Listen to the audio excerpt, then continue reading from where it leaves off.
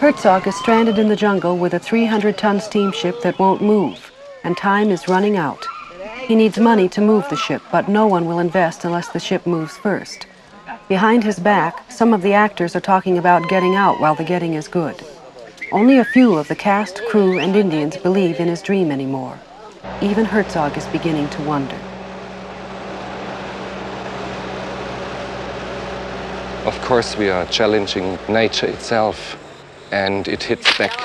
It just hits back, that's all, and that's grandiose about it, and we have to accept that it is much stronger than we are. Kinski always says it's full of erotic elements. I don't see it so much erotic, I see it more full of obscenity. It's just, and nature here is vile and base. I wouldn't see anything erotical here. I would see fornication and asphyxiation and choking and fighting for survival and growing and just rotting away. Of course, there's a lot of misery, but it is the same misery that is all around us. The trees here are in misery and the birds are in misery. I don't think they sing, they just screech in pain.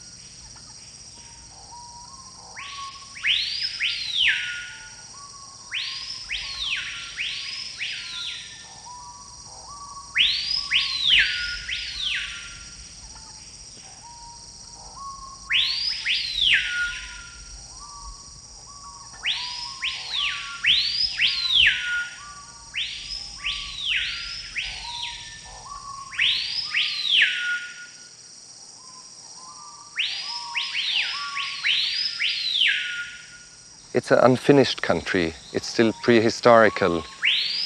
The only thing that is lacking is the dinosaurs here. It's like a curse weighing on an entire landscape. And whoever goes too deep into this has his share of that curse. So we are cursed with what we are doing here. It's a land that God, if he exists, has created in anger. It's the only land where creation is unfinished yet. Taking a close look at what's around us, there is some sort of a harmony. It is the harmony of overwhelming and collective murder. And we, in comparison to the articulate vileness and baseness and obscenity of all this jungle, we, in comparison to that enormous articulation, we only sound and look like badly pronounced and half-finished sentences out of a stupid suburban novel, a cheap novel. And we have to become humble in front of this overwhelming misery and overwhelming fornication, overwhelming growth, and overwhelming lack of order. Even the stars up here in the sky look like a mess. There is no harmony in the universe. We have to get acquainted to this idea that there is no real harmony as we have conceived it.